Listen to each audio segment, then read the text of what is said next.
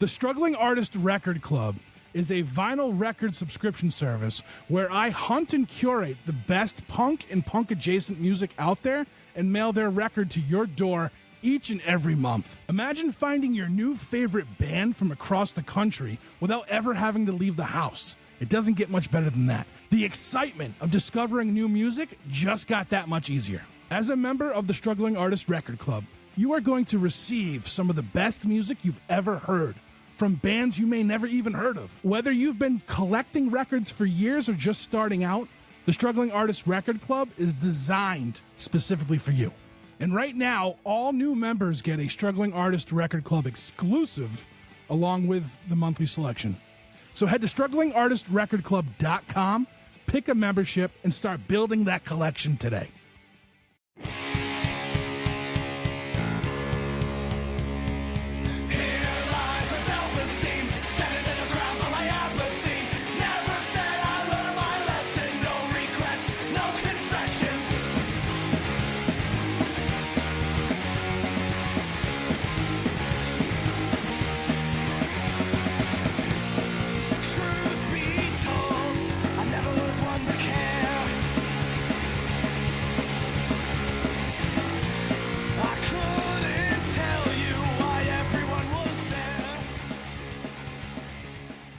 Paul, you and I have been talking about doing this for a minute.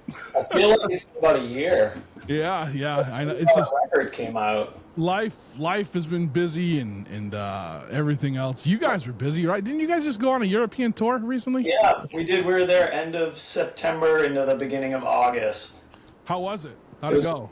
It was amazing. We're actually going back there November 7th through the 22nd to do 16 shows again. Right on. Right, so, that's awesome.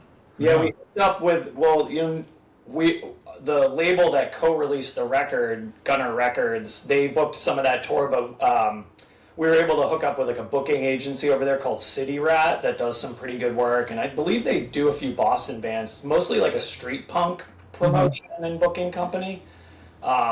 But we hit it off really well with Stefan, who's one of the owner-operators of that agency, and he wanted to have us back, so we began booking that pretty much immediately after we came back home again. That's awesome. What was your guys' experience over there? Like I know from talking to other bands, it's just better over there for traveling musicians than it is here in the States. One, because everything's kind of condensed. Two, everyone seems to go out and they appreciate the arts more than we do here in the United States. So, like, what was your guys' experience over there? Honestly, just the hospitality. Like you said, like people they really, really enjoy it and they don't take it for granted.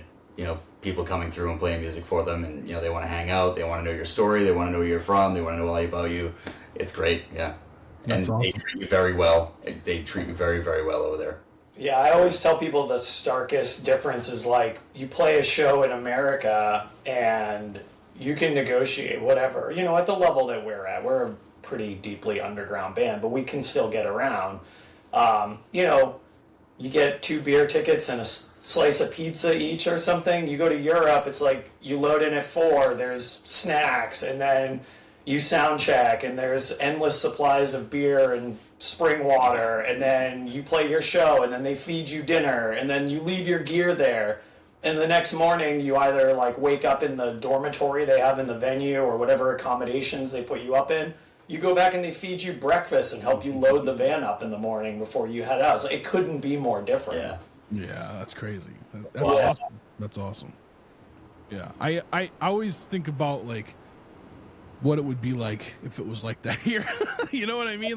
There's people here, right? There's people here that run venues that do great things like that. But like, for the majority of it, and there's also this thing of like, just for like the consumer of like the people who listen to music, like, well, I'll catch them the next time they're in town. You know what I mean? Like, there's always that where over there, I just feel like they're gonna catch you every time you're in town. Yeah. They have a more realistic view of how the world shakes out. It's like, yeah, I'll catch that band the next time they're here, unless their singer ODs or they die in a van accident. It's like all of this is temporary, right? So you have to take advantage of it when it's existing. It's right like on. it's like with like a venue that becomes like a legendary venue, you know, something like the Rat or something like that we used to have in Boston. It's like we used to go every Sunday because it's like, how this might not be here in the future. Let's take advantage of this and soak it all up, you know? Yeah. Yeah, I didn't think about that too. Yeah. I think, I don't know, like, cause like there was a long time where I didn't go to shows, and I don't know why. Subconsciously, I think I had some shit going on in my brain and everything else. And like, I try to go to as many shows as I can now. But it took COVID for that to happen to me. Like, it took me not being able to go if I wanted to be like, I need to start going to more. You know what I mean?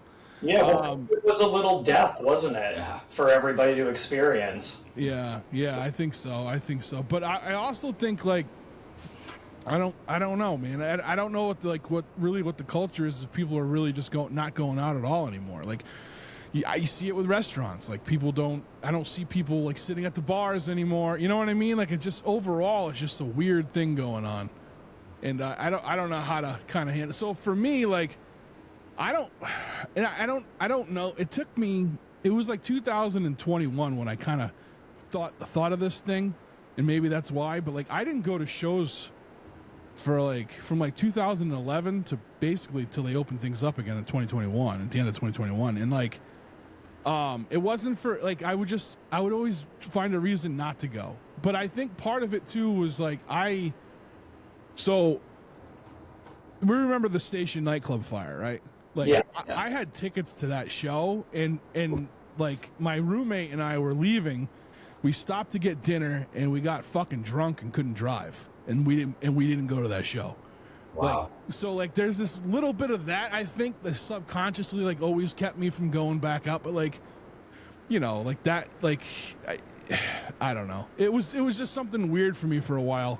And like, I felt weird like feeling that way because like I didn't go, you know what I mean? So like, it was just a strange thing for me for a long time. But some survivor's guilt, huh? Something. I guess. It's just, the whole thing was just, you know, and I'm from Rhode Island, so like everyone in Rhode Island somehow was connected to that thing, whether they knew somebody or they were there or there was some, you know what I mean? It's weird. It was just a weird thing, and terrible thing. And like, so for a few years there, I don't know if that was why, or if I just like, I was a miserable prick for a long time too. It could be that, you know. It could go either way.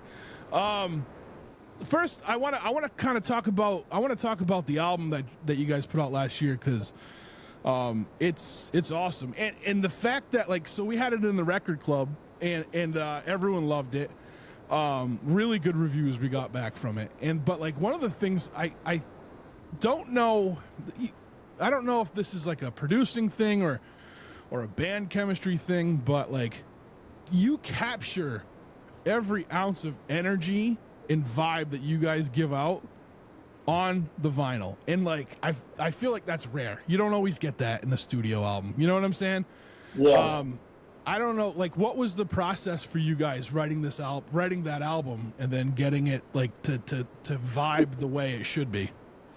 Honestly, I mean, I think a lot of that comes from Alex Allenson of The Bridge, who helped us with the record. He recorded it, he mixed it, he produced the thing with us, you know. Because during those songs were written, you got to understand during how many musician lineup changes in the band. We went through 2 drummers and 2 guitarists in that time. Yeah, Brian and I are the only original members. Okay. Inception of the band. So James came in like 2 months before we were actually like supposed to head into the studio. Like, he was still learning the stuff on the guitar that Jeff Rowe had written before him. And, like, you know, because we had worked on some new stuff with James when he came in. So by the time we got into the studio, we were like finding out that him and I were playing things differently that we had to like figure out and stuff, just because, you know, everything had changed so much between the time that we had actually written probably at least half the tracks on the record until the time we got into the studio. But James brought like so much to that record.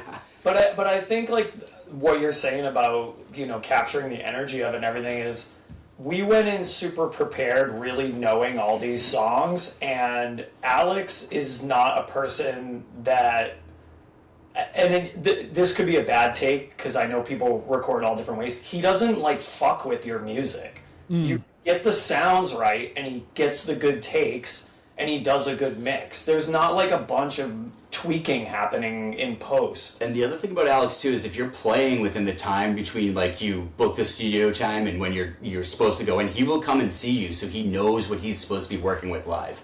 He's always up shows. He's always seeing bands. Yeah, he's like so dialed into the scene and the different types of like subcultures we have within the music scene. Every single record that I've listened to him that he has produced sounds so much different. Like dynamically, you know, everything about the record is different, but it's so dialed into that particular band or artist or whoever. It's crazy. He's just so in tune with everything like that. He's great. Yeah, Plus, he's amazing to work with. Oh, for sure. Yeah. He's almost like he becomes a member of the band when you're in the studio with him. You know, that's good. I think that's a talent that I think more people need, right? Like to be able to do that. 100%. Yeah, I have a couple of notes on that, on like how he kind of captured it. For years, I've recorded with like a lot of other people and I've gotten great mixes and stuff that I've really loved, records that I'm really proud of. But when we got the first mixes back from Alex, I don't know if you knew this, but Alex is a guitarist. Mm-hmm. Most studio engineers that I've worked with over the course of my life were drummers. And so when we got it back, it was like a super guitar heavy mix. And I was like, whoa, this is what it would sound like if I was someone that would mix a record. You know what I mean? So it was like super guitar heavy, and I was really psyched about that. And then also I think like when you're capturing like a punk record, you know, I think that like punk and hardcore like needs to have like an urgency to it. It needs to feel like, you know, like your blood is kind of pumping, and you need to feel it when you're listening to it. That can't be done if you're like dropping tempos. That can't be done if you're doing things like that. You need to have that like the speed and honestly the consistency there too. So all our songs are like, you know, like 200 BPM or more, and they're all to the grit. Like everything is played to the click, like that we play.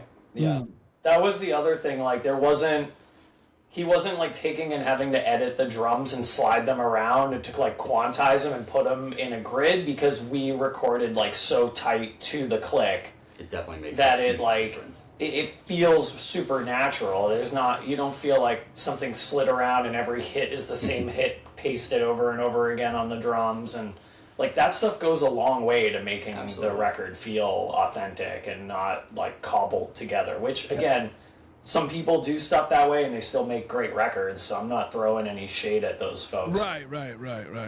For us, like I would rather go in and do single takes of songs with no editing than go in and like cut and paste the whole record together, even 100%. If it means those single takes have mistakes in them, you know. Mm-hmm. Now, did you guys like did you play it live in the studio, or was it like no? No, we tracked drums first and then went into guitar and bass and then vocals. Yeah, that's awesome. Yeah, we also do it in like a much different order than you would normally. Like normally, when you record a record, you go in, you do drums and bass, like the basics on the same day. Maybe you do a scratch track for guitars, and then you'll go in and you'll actually dial in the guitars. And you'll use what you have as the bass for the rhythm. But our old drummer had booked the studio time when I had already booked a vacation during that week, so I wasn't able to go in the studio the first weekend that we were there. So I went in afterwards, after James had already started tracking the guitars, and did the bass afterwards, which is kind of, I think that's the first time I've ever done it like that. Yeah, it's really unusual. Yeah. Mm-hmm. Well, it worked. Seemed to work, right? Well, I've always done it that way. So, yeah, I've always done it that way, because I think a lot of times with bass notes and bass tones, you need to work those around the guitar tones, in my opinion. Oh, see, that's the difference between me. I play my bass like it's a guitar. Yeah. So. Right on. Now, I mean, just in case anyone's listening who hasn't heard you guys yet, I don't see why they haven't. But in case they didn't, you know, you guys are like a very politically driven hardcore band. Great sound. Lots of energy. I haven't checked you guys out live yet, and that's on me. I will soon, I hope. I will also hope I have the opportunity to.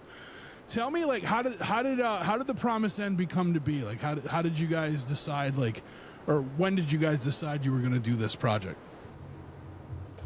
Well, so you know, originally Jeff Rowe was the guitarist in this band, and so him and I, our music history goes back like all the way to like 1997 and playing in bands together. We used to play in this band Boxing Water that was like regionally pretty well loved, I guess. And so, you know, we've like traveled all over the place together. Like, he's my old band, we toured Europe, he came and did acoustic. Like, we've got a really long history of doing music together. And so it'd been a long time since we'd like played in a hardcore band together, and we were like, we should start this like new hardcore band. And you know, at the time I recently started becoming friendly with Brian and through Sky Tigers and everything, and I was like, well, we gotta ask Brian to play bass in this band. And at the time, Patrick DeWitt, who's a close friend of mine, we had just come off of being in a band together for like 9 years, like melodic hardcore stuff similar to this. And so he was like all set to go as well. And so it started out as just like a 4-piece, and it was missing a lot of the more melodic guitar stuff that James brings to the band. But yeah, I mean, that's like the core of it. And I think maybe we wrote like, you know, 8 songs or something like that, played a couple of shows, and then things, you know, certain people couldn't participate anymore, they couldn't make the commitment, and sort of whittled back down right after James joined. And then we ended up finding a new drummer, and then we found a new drummer in the Ryan from Sky Tigers, Brian's drummer. And so we started doing that, and then Rochelle, who's the guitarist in Sky Tigers, we're like, why don't we bring Rochelle in and have a second guitarist? And like, we already have these 3 people playing together, they're like so dialed in. And that worked out really great, and like that was the lineup that we took out on tour. But then Ryan, he has a baby now, and you know, needs to commit the time to that. And so we actually reached out to this guy Andy Allard from Providence area, and now he's our drummer, and he is such a trooper. He comes up here every week for practice. Nice. You know, makes all the shows. I haven't heard a single complaint. Like, super committed to doing this, and he's a lot younger than everyone else, so he's got like a really nice energy. Yeah, you kind of need that to play drums. Super fast. Right on, man. Right on. Yeah, man. Like I said, the album was so good. Paul, thanks again for, you know, being part of the record club with it too. Yeah, absolutely. You know, funny story. We'll just sidebar real quick. Brian, I met you at the Midway, and I seen you guys perform. That was the first time I'd ever seen you guys or heard you guys. I'm like, wow, this is good.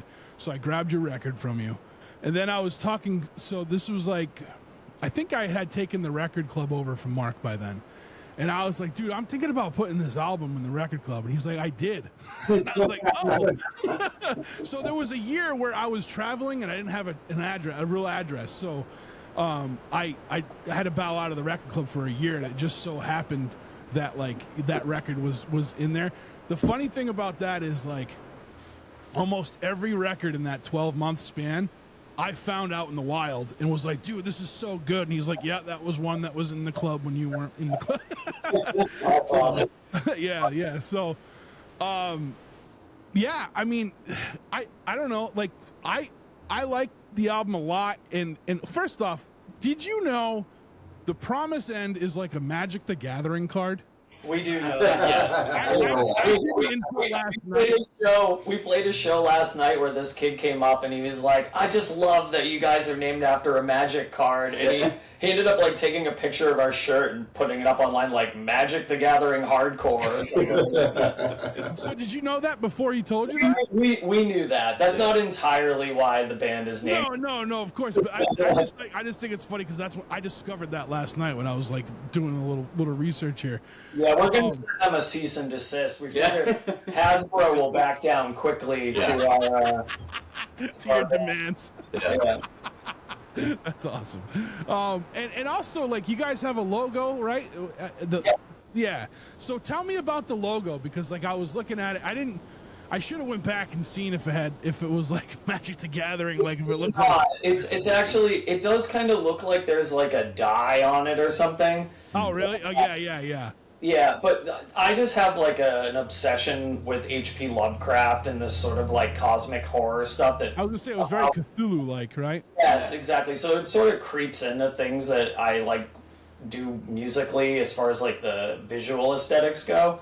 And so one of my friends, Bijan Hodabanda, he's an instructor at Virginia Commonwealth University for like graphic design and marketing. He does a lot of our art.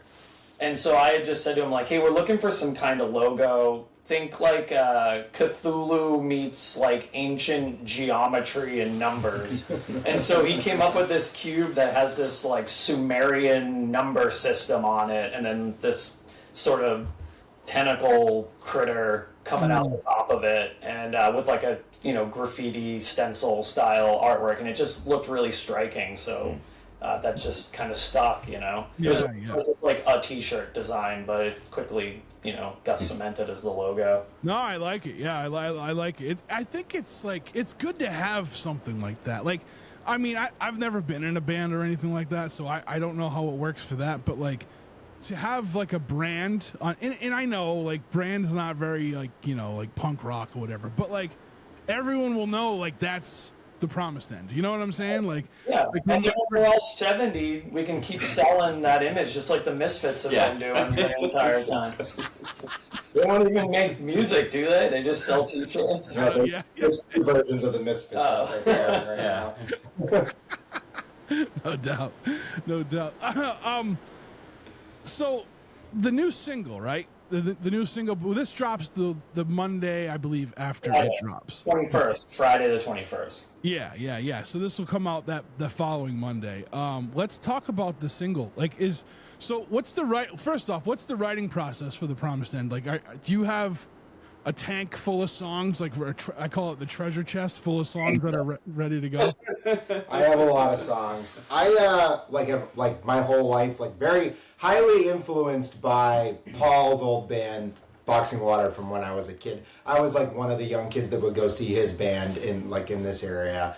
But I have always very naturally written fast melodic hardcore songs, and so I just have I have a bunch in the tank that were kind of ready to go, especially for this new record. A couple of them ended up on the last record. But for the new one, I've had a bunch, and it kind of came together really quick. This was actually, was it the first one that we wrote, or was it just the best one? So we recorded. No, Everything Is War was on the record. That was the first one that really came together. Yeah, no, I'm talking about for the new crop. This stuff. is like the fourth song, I think, third or fourth. Yeah. So I just wanted. I had. It's funny because I had this super heavy riff. That's it's like a Metallica breakdown, and which is funny because I don't listen to Metallica, but I had this breakdown that I really wanted us to add to a song, and we couldn't fit it in anything. So I wrote this song for that breakdown, and then we ended up not putting it in it. So yeah, I mean, but the thing is that while I do come with a lot of parts to the song ready to go, it's a lot up to Brian and Paul and Rochelle and now Andy and Ryan, of course, at one point, to help me sort out how I want it to really go. I come in with a bit of a vision, but I'm very, very moldable at that point. It can change. And frankly, if it didn't change, it'd probably just sound like shit. It needs to have some more character. Yeah, it needs to grow, right? Everything needs to grow. Right. For me, everything is always I always like to write in very simple 4/4. Everything is very simple. I never cut out one or add one or anything like that where other musicians might, to make things a little interesting. And that's kind of where Brian kind of comes in, because he's totally willing to make things weird when I'm not. Or I'm not thinking about it because it's just not in my music world or vocabulary, It's funny because Rochelle and I, in Sky Tigers, when we write, it takes us months to write a single song to get, from start to finish, and that doesn't even include how long it takes me to write vocals. But in this song, we have 2 new songs every practice. So Rochelle and I, who are used to having all this time to work on stuff, we're struggling to keep up with James.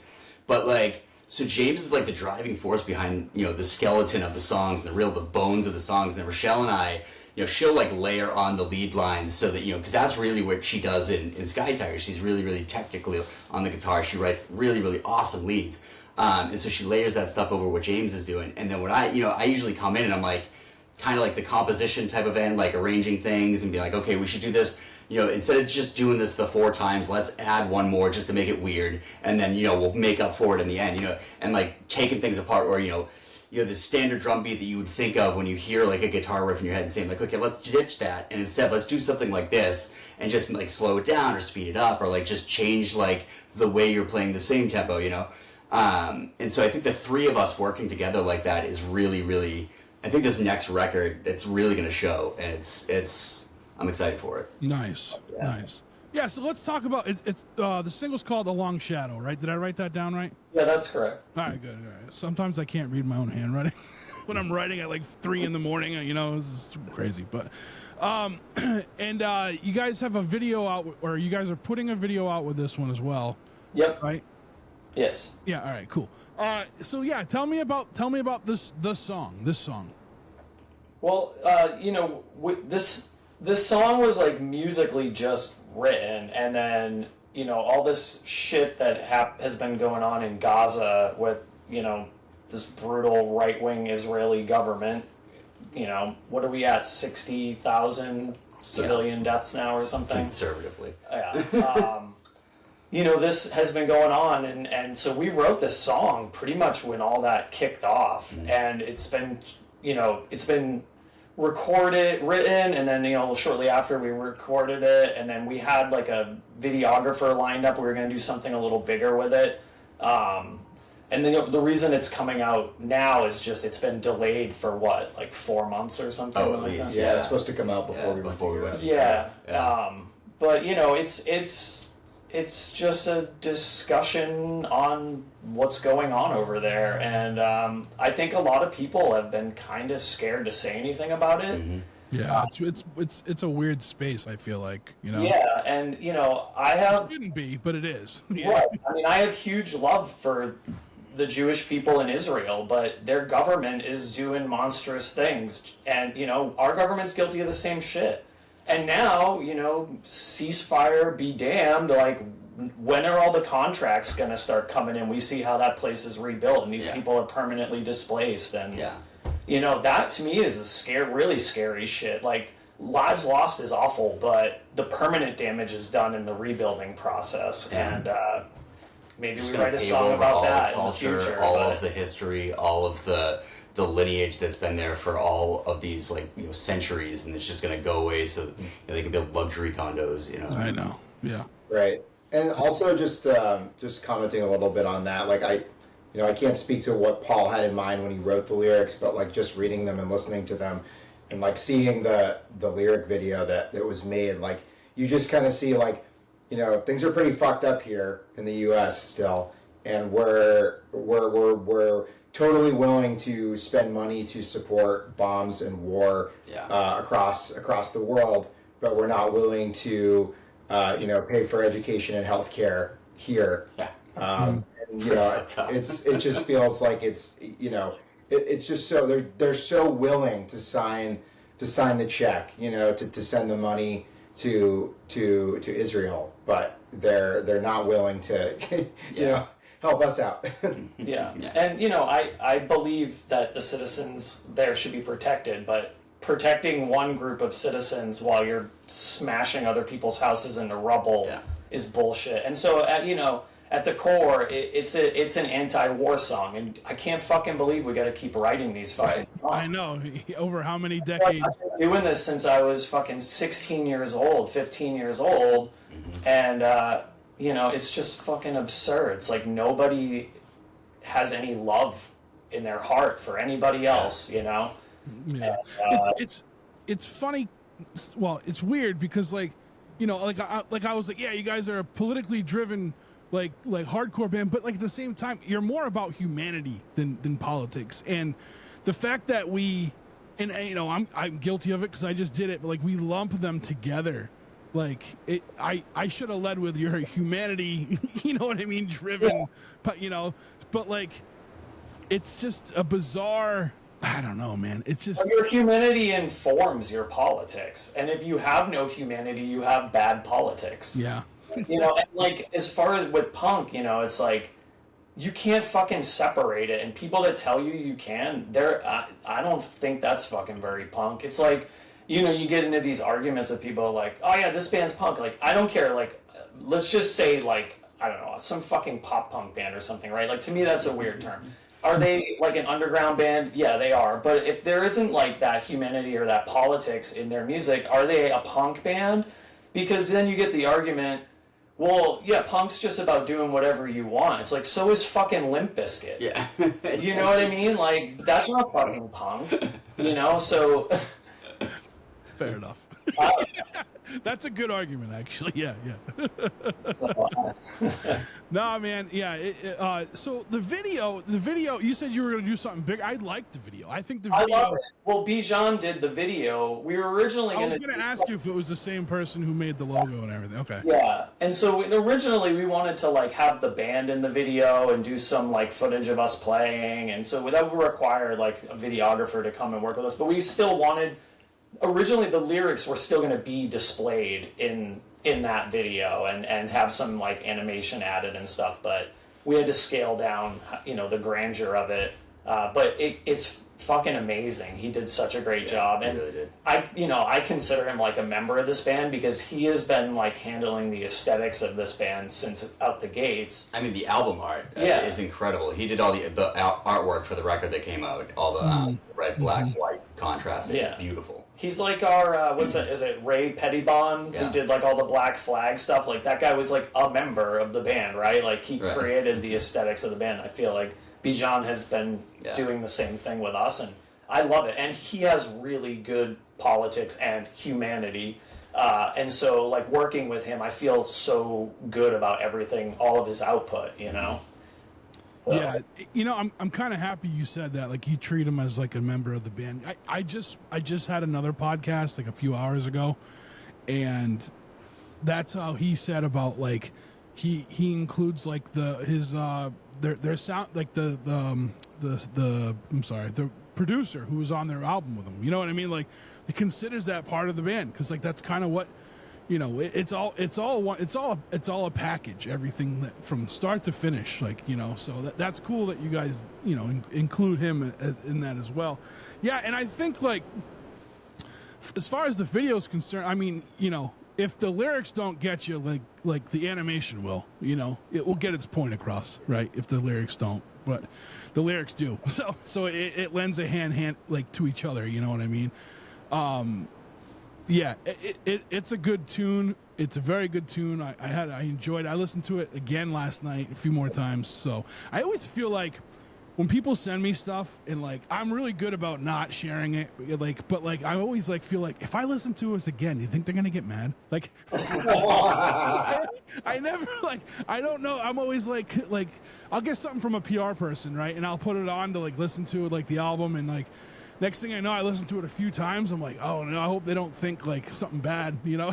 Yeah, I definitely wanted to go back at it again late last night when I was setting up everything to get a feel, like a better feel for it, you know, and yeah, I mean, shit, even the album from last year, it's so relevant now, and like you were saying, Paul, like you know, you've been having to write these songs since you were a kid, and like you still got to write them. You know, it's like, when do we get a break and be able to write something like, you know, a little bit different?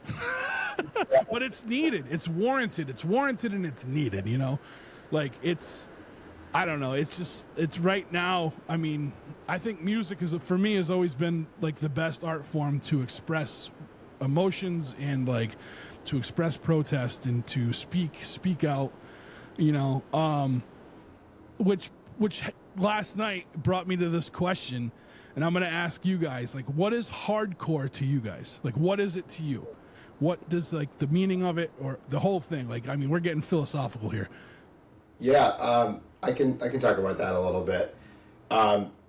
Growing up, like I would go to like punk rock shows, and I found punk and.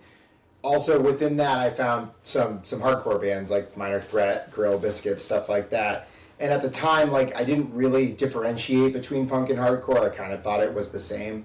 And at the time, I also thought it was cool to like wear a studded belt and like a leather jacket and like spike my hair up and stuff like that.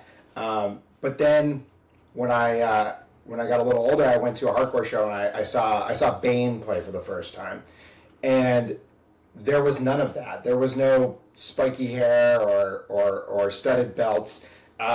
They were just like a band of people on stage, and they were speaking about the same super important things on stage that punk was singing about, and it kind of seemed like they were doing a little bit more with it. But it helped me kind of like identify like, okay, like you can be into this music, you can be into like really extreme aggressive music, and you don't have to look like it. You don't have to take part in some type of like fashion contest. Not to say that hardcore like doesn't have that, like to some extent it does, but like the real feeling and importance behind hardcore doesn't.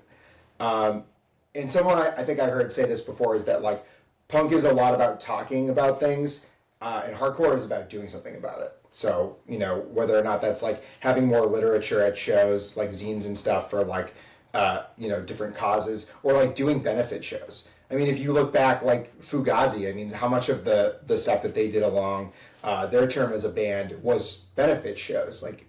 Like punk can do really good things, and hardcore is what I think kind of did that, like pushed it towards like doing that stuff. Not to say some negative things didn't come from hardcore and things like that, of course it did, but that's kind of where I always kind of differentiated in what it means. Yeah, like from my perspective, I think like what makes, I mean, because hardcore is an offshoot of punk. It's just cutting away all of the like pomp and circumstance from it, I think, and it's just like gets to the kernel of the thing, right? Because I mean, what are they doing? They're both playing fast music. They're both screaming about their grievances to a room full of people that will listen, but with the hardcore shit, like maybe like all this tone isn't as important, or the stage presence isn't as important, or the fashion around it isn't as important, or any of those things, and it's like it's just capturing like the rawest kernel of that thing. But again, like we're in like this like such like a post genre world for music. Oh, yeah. What does any of it even fucking mean anymore? You know? It's like I don't know. There's fucking emo rap now. Right. So I don't know. We played with two screamo bands last night that were amazing, and it felt like a hardcore show. Like it was like 100% a hardcore show. Right on. Just post hardcore. Right, Yeah. It's post hardcore. Yeah. Brian, what about for you? Honestly, for me, I guess it's more about delivery. Punk is, when I think about punk, and obviously this doesn't take into consideration, like Paul said, the whole, like, the fact that everything is so combined nowadays. Everything, yeah. Like, to me, when I thought about punk, it's more about the, like, almost like a notice, like a disclosure, like, hey, there's some fucked up shit going on in the world. And then when I think about hardcore, it's more of the anxiety of the shit that's going on in the world. Like, punk is speaking to you and spreading awareness, and hardcore is like, okay, now I have this awareness and I'm fucking pissed off, and it's making me really, really anxious about what's going on in the world. At least that's how I always thought of it. No doubt, yeah. No, I was thinking about it last night, and I was just like, yeah, man, because like for me, like music in general, gives us all a voice, and I feel like with hardcore, at least the hardcore stuff that I listen to, right? Because again, there's offshoots and there's different people with different agendas and all that stuff. But so whenever I say it, like I mean it as like from the stuff I listen to. Like I always thought, like I guess I think of it as like it's the voice for the people like who can't get up there and say something. It's the voice for the people. It's the voice for the people to fight back. It's like pushing against the bullies. It's pushing against the government. It's pushing, you know what I mean? Like for me, like that's why, and like punk does a lot of the same. And again, it's all the same. It's all music, right? It's all music. But I like, agree with that, because at hardcore shows you see, like I was saying about like it's more of like an anxious feeling in the music, and you see that the people in the crowd go. I didn't see people like climbing over people to get to the microphone to sing along with the singer to express the same amount of anxiety until I went to a hardcore show. It's not that people weren't singing along at punk shows. It's just like, I saw people in the pit, they were dancing, they were having a good time, jumping around, but there wasn't that urgency to get to the front to really grab the microphone and share that emotion with the singer. Yeah. I think it can give confidence too. Yeah, I think that's another thing. You know what I mean? It's where where some music, like, you feel like, all right, it's cool to feel like you listen to music and you're like, oh, I get it. I don't feel as alone anymore. I think hardcore kind of lets people dip into that a little deeper, like you were saying, and like come to the forefront and then be able to do those things. So yeah, man. And like, you know, what you guys do is definitely the voice for the people who can't stand up for themselves. And I appreciate your music for that alone, you know. Appreciate that. What you're saying. Thank you. Yeah, man. It's good stuff. So all right. We don't have to dive in. I know. So Paul, I know you own a label, so I don't want to piss off the label. We don't have to dive into about the second album or the next album that's coming.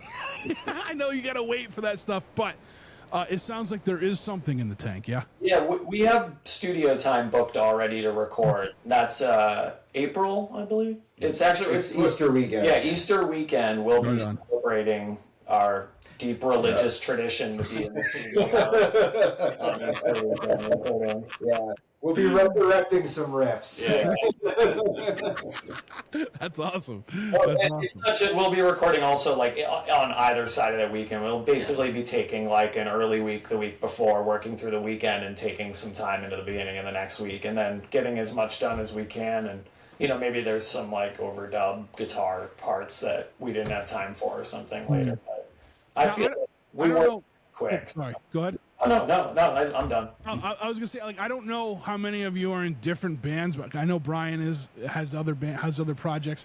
So if any of you guys do other projects too, you can answer this. But like, is it hard to separate the time to do the both, and is it hard to separate the feeling you get from both, or is the feeling the same? For me, so I actually play in two other bands. I play in Sky Tigers and a band called Crow Feeder, and the differentiation between Sky Tigers and the Promised End and Crow Feeder is huge, because Crow Feeder is more like a sludgy doom heavy metal type of situation, you know, so it's like, you know, a little bit different. Promised End and Sky Tigers is interesting because not only do we have like similarities between the you know, at least the pace of the music, the tempo of the music, whatever, you know, it's both fast, it's urgent, it's anxious, but also Rochelle is also in the band as well, and she plays, me and her are the only, you know, me, her, and Ryan are Sky Tigers. And so, you know, it's having her in Sky Tigers and the Promised End, it's keeping some of that different when we're actively participating in the writing. It can get a little difficult. Like, I think there was one time that we were writing, yeah, Rochelle started playing a riff, and James was really into it, and I was like, you know, I'm sorry, I have to interject, because, you know, we already started working on this as a Sky Tigers song. Like, we can't just, you know. So there is a little bit of that, but James has, like, been carrying the torch on all of the music writing. Like, he's been carrying like the burden, the lion's share. He's such a creative force that honestly, like, me and Rochelle, we just like add the superficial stuff afterwards, so it hasn't been so much of an issue. But yeah, for me, that's like, there are similarities. I mean, the difference is that, you know, Sky Tigers are more technical, you know, in our music. We just like to write music that we can't play and then figure it out, you know. We want to be weird, we want to be fucked up, we want to do shit that makes people go, that shouldn't sound like that, I shouldn't like that, but it's weird and I like it, you know. And the Promised End's more straightforward, but there is a little bit of a bridge there sometimes, so. Mm-hmm. Mm-hmm. Yeah, so I also play in like a indie emo rock band called Cape Crush. Yeah. Okay, I knew you looked familiar. I've seen you on their social media stuff. Yeah. So I play in that band with my girlfriend Allie, and then I also play in like a, I don't even know how to describe it, post-hardcore punk band called post-hardcore called Choke Up. Yep. We've been in and out for a while, but we're working. I have one of those records too, by the way. We're working on writing LP number 3 right now. We're gonna go record that soon. But honestly, for me, the writing process for all 3 bands is very different. I get different feelings from all 3. When I play the songs live, though, I do tend to have like a similar kind of cathartic, emotive experience, which is just like what happens when you play live. Like, you just feel it, and you want to feel it. You want to give off that energy the whole time, the best you can. And I'm kind of always searching for that. So like, that's why I need 3 bands. But the balance is really just like, for me, like, is like just making sure I have time to commit to all 3, to like do shows and like do the recordings and do the writing. And I can do that. Like, I really, other than that, like, I try not to have too many other commitments in my life. Like, my social life is, like, doing music. And pretty much after COVID, and you probably had the same experience, and a lot of people did, it's like, I have a really hard time saying no to, like, music and, like, doing the things that, like, I really loved that made me feel so good, like, when I was younger before COVID happened, and, like, kind of made me realize how important this stuff was to me. And now at this point, like, I'm not going to say no. Like, if Show Up wants to keep going and do more stuff, I'm going to say yes. If the Promised End wants to go to Europe again after November, I'm going to say yes. If Cape Crush has to go do something, I'm going to say yes. Like, it's always going to be a yes for music if I can fit it into my life at this point. 100%. I'm the same way. Those 18 months that I couldn't do this were so devastating to just, who I am is like, there were some days that I woke up and I'm like, I just want to play music, so I just go to the studio, turn everything up as loud as I could by myself, because it was better than headphones, and but that was tough. And so, like James said, as soon as we could do this again, I didn't say no. Paul asked me if I wanted to play Bass of the Promise, and absolutely sure, 100%. Crowfeeder actually asked me if I wanted to join before the pandemic, so we had started to pick up, but like, everything opened up like in that fall of 2021, kind of going into the winter of 2021. And so it was like everything kicked into high gear at that time. And I was like, that was like the best time of my life. I was getting 3 active bands. Everybody wanted to do stuff. I was like, this is it. It's, that's why it's so important to me is like, my general happiness and like as a human being, it's just, yeah. What about for you, Paul? I have been in multiple bands in the past. Yeah.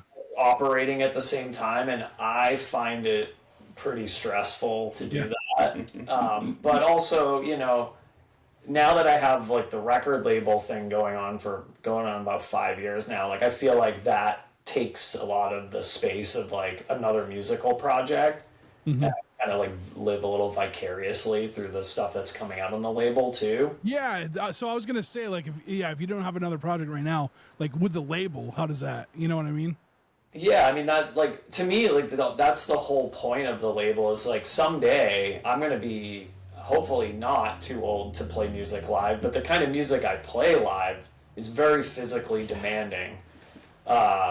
And so, at some point I might not be able to do that, and I'm going to still want to be plugged into all this and have an outlet for it. And, at that point, probably an obscene amount of experience to share with other people that if they want any assistance through the label, I'd be willing and able to give to them. So, yeah, for me, that is like the whole point of the label. We only have a handful of releases on it, but it's like, it's fucking expensive.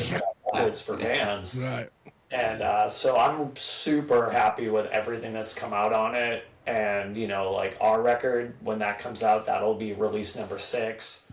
And I think everything's been handled pretty well. Like the bands have delivered really good records and the artwork has been great. And, there's been good support. And people like you are taking records for the record club and stuff.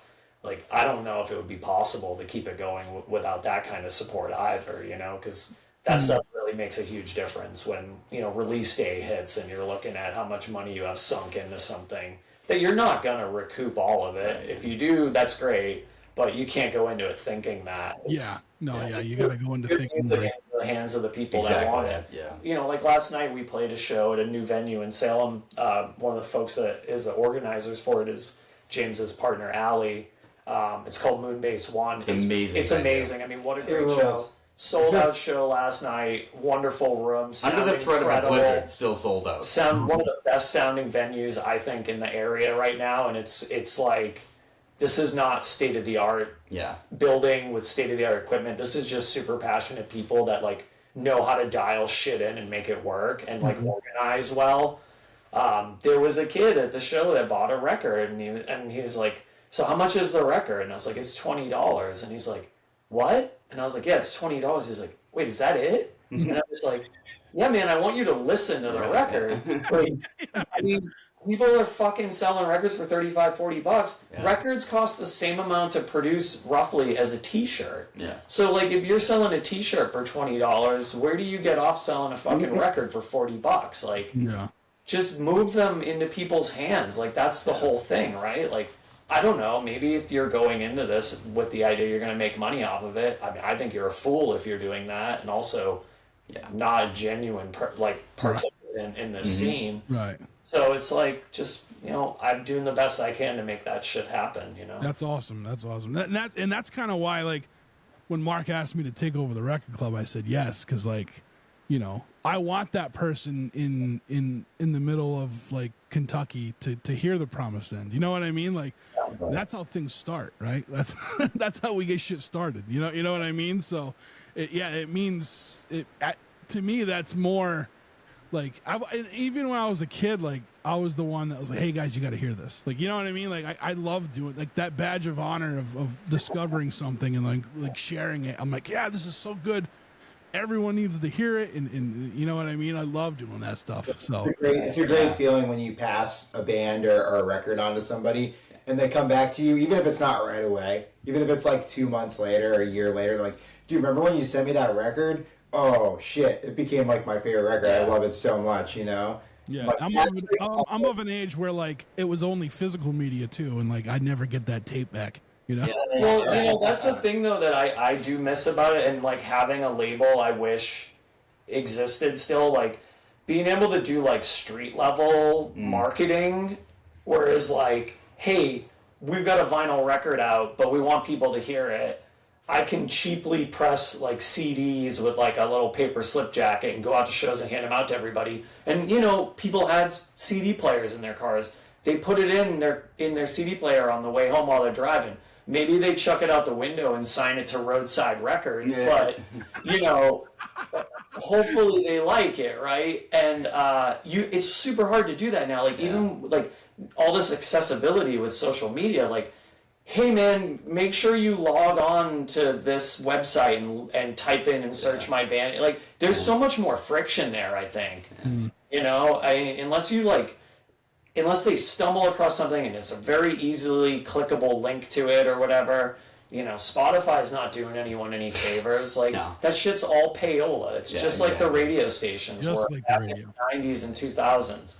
And, you know, going back to, like, what you're saying, how you're contributing to all this with the record club, what you're doing is actually akin to, like, what the 60s and 70s, like, underground, like, radio movements were doing. The way they were breaking bands is like, here's my specific taste, and I'm curating this stuff to share it with you people, and if you like my taste, you're going to trust me moving on. And like, a lot of bands were able to get a lot of traction and break through that more, like, you know, formatless radio stuff that was happening back in the day, you know, fucking Clear Channel and you know, and, like, all this. It's like, so what you're doing, Clear Channel, iHeart, like, it's and the funny thing is, like, they're all intermingle. Like, they say they don't, but they do, because you can hear Cumulus stuff on iHeart Radio if you wanted to. You know what I mean? Like, I remember, so, like, even in the 90s, though, at least you'd get, like, a program or two on a radio station that was still weird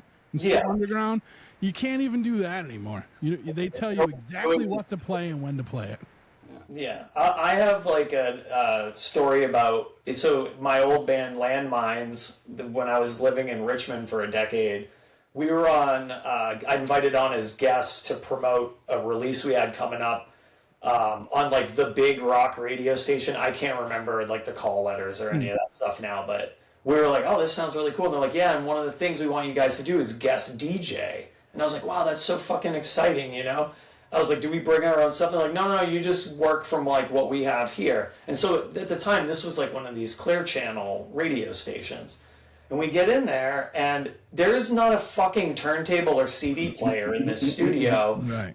And there's just, like, a giant screen, and you can literally see the entire day's broadcast laid out, every single track.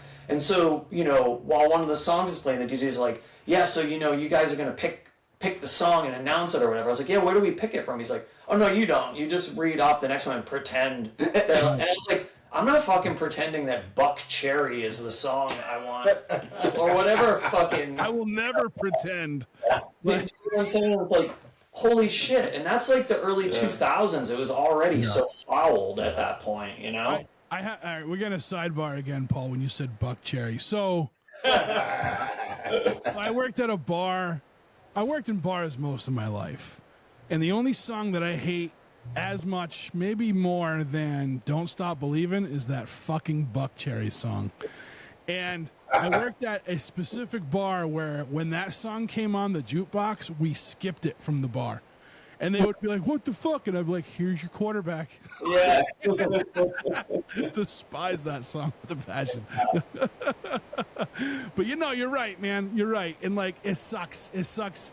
Like, I'm trying to work on some stuff behind the scenes to, like, on an internet level, to bring like music to people and stuff like that. And it's just so tough. And like, in order to do it right, like, you have to go through some of these companies, and these companies are the ones that are giving us the playlists. It's like, it's not what we want to do. You know what I mean? So hopefully something breaks at one point, like, and like we can get back to getting weird on the radio and shit like that. Because I'm not gonna lie, like, I loved the radio, terrestrial radio. Like, I wanted to be in radio so bad, and being After like 11 o'clock after hours, that's when I found a lot of like my favorite bands today, because that's when the DJs had the freedom to like play local stuff and play stuff like regional that wasn't getting like national radio play and stuff. Yeah. It should be this really like freeing, democratizing force for art.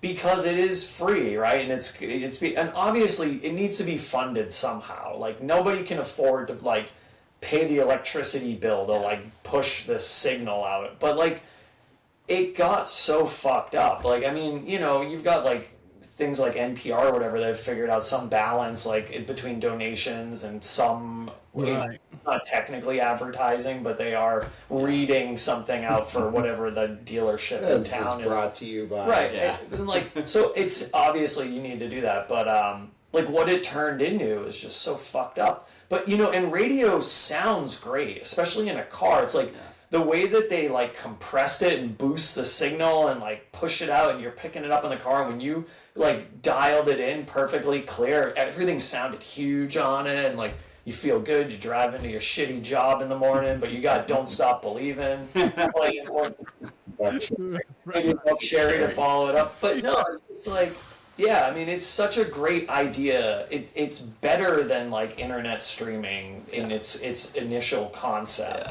Yeah. Because it's all you need is a fucking $5 thrift store radio instead of a computer or a $1,200 cell phone or whatever you're listening to music on now. Yeah. But yeah, I don't know. I don't know that it comes back. Maybe you start a pirate radio station. Like something. It goes down in like 18 months. Yeah. That's when things are really going to pick up. Exactly. Something's gonna happen. I'll tease that much. Something is gonna happen. It's just a matter of how I do it and how we can make it happen and make it right. You know what I mean? Like, that's the other thing too. Like, I want to make it right. Like, I don't want to just do the stuff and then deal with consequences later. I want to make sure I do it right. I want to make sure people get exposure. I want to make sure people get, if they need to get paid for it, they get paid. You know what I mean? Like, so there's a lot of things in the works, but I digress from that. I might even have to take that little snip out right now. But what I'm saying is, yeah, you're right. And like, who knows though? I don't know. Like, I mean, first off, vinyl never left. People think it came back. It got more popularized with like general public because of COVID and no one being, but like, it was always here. But like, cassettes are making a comeback, and I don't know why. I like them personally. I like them. I think of them as an art piece, especially when you get like the accordion J card. You know what I mean? And you're like looking at all the art and stuff. But like, maybe retro shit comes back and radio gets weird again. But I don't.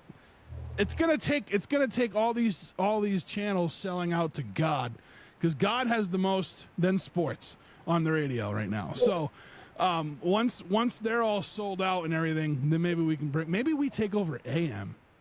Yeah, I mean, that's the original bandwidth for rock and roll back in the day, wasn't it? Yeah. And I always tell people this too. Like, again, I'm old.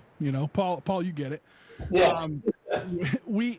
rock and roll wasn't supposed to be so mainstream. It was like underground music in like way back when, like, you know, the blues stuff from way back when, the even Elvis stuff, like that was like punk rock back then. You know what I mean? Like no one wanted that. Like the you know, the conservative folks didn't want that music, you know? So who knows what happens? Maybe we make something happen. I don't know. We'll try.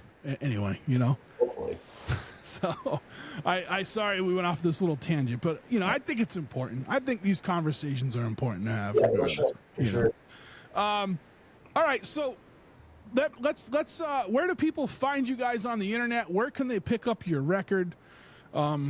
And where can they listen to? Where can they buy the single? Where can they listen to it? Where is it going to matter? Where does it matter? Tell us.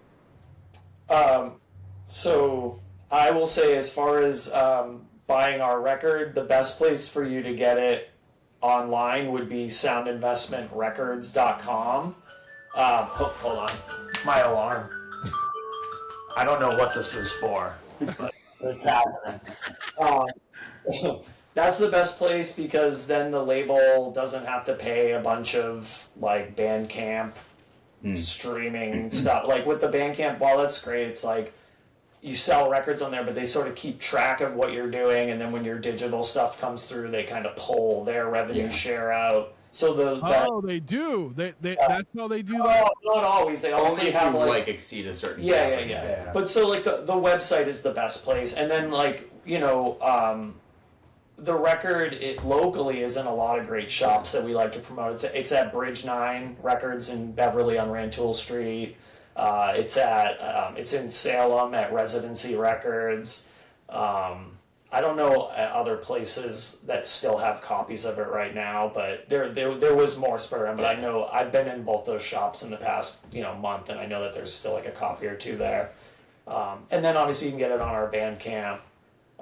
Available there. As far as the single, the only place that's going to be for sale that I can say with 100% will be on Bandcamp. Mm-hmm. Although when you put the track into like the aggregator, it does knock it around to places like Apple Music, where I'm assuming you can purchase the single there. Mm-hmm.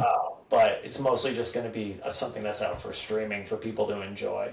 Yeah. Because at some point it's going to make it onto the full length. Whether we like re-record it and do a slightly different version of it or something, we haven't decided yet. But like for now, it was just so topical, and we really wanted to make sure we got it out there. And so, not necessarily something that's going to end up on a 7-inch or anything like that. Right. Yeah, people will be able to stream it everywhere once it goes live. So all the major streaming services that people use for music. So whatever it is that whichever overlord you give your money to, you can listen to our single. Right on. And then what about social media? Where can people find you guys? James. Yeah, honestly, we do have Facebook and we do have Instagram. The only one we really use is Instagram. Yeah. The promise end. Hang on. Yeah, it's the.promise.end. Yeah. Okay. Sure, before I tell you that. It's the only one I really use, honestly. Just because, like, Facebook drives me nuts now. Yeah, the algorithms are really hard. Oh, algorithms just suck, you know? Yeah. Instagram doesn't know what to do with me. I get, like, drug abuse videos and cat videos and then bans. Like, it's like, what is wrong with this guy? You know what I mean? It's like all funny meme stuff, but like, so. It's the.promise.end for Instagram. Okay. And then Facebook, which, like I said, I don't really use it, but I'll probably use it for the next European tour, because in Europe they still use it. Oh yeah? Is it big? Is Facebook big over there still? It's still important enough. I don't know. Do you don't really get a handle on there, do you? No. I can just put a link to it anyway. So yeah, I can find out. I think I sent you like all of the actual links with the whole package that had, so you can cut and paste. Yeah, that. probably. All right. Yeah. Cool. We have a link tree on our Instagram that has everything. And then YouTube too, right? You guys are on YouTube as well. Yeah, so the video that's coming out is going to be on YouTube. The previous lyric video we did is on YouTube. There's also like on the Sound Investment Records YouTube, there's a video for one of the bands that I put their 7-inch out last year, Payphones. They have a video on there. I've seen that. Actually, when I saw you at Faces that night, they played, right? Yeah. Yeah, exactly. Yeah. Cool. All right, guys. Well, man, hey, thanks for coming on and talking with me. When the new record's ready, when it's ready, Paul. I'm not saying it's happening right now, Paul. Don't yell at me. When it is ready, though, come back. We'll promote it on here. Absolutely. Hey, can we just plug one show that we have coming up in the near future that we? Yes, this drops. Yeah, this will drop right after the single. So yeah, go ahead. Yeah, so March 22nd, we're playing at Moonbase 1 in Salem, that new venue we just talked about, with our friends in Deprogrammer Cult, Born Cursed from Amesbury, and American Ethos. That's March 22nd, all ages, Sober Space, Moonbase 1. Moonbase 1. Cool. Is there a place for tickets for that show right now? There will be very soon. Yeah, just shoot it over to me and I'll put it in there too for when this drops. So the website, the Moonbase 1 website will have it up. Yeah. All right, cool. I'll put a link to the Moonbase 1 website as well. Cool. Sounds good. All right, guys. I appreciate you. Yeah. What's that? I said thank you so much for having us on. Of course. I'm sorry it took so long. You know, we'll make sure you guys come back in a shorter amount of time. Hey, let me know if you plan on making it out to that Salem show. We can catch up ahead of time.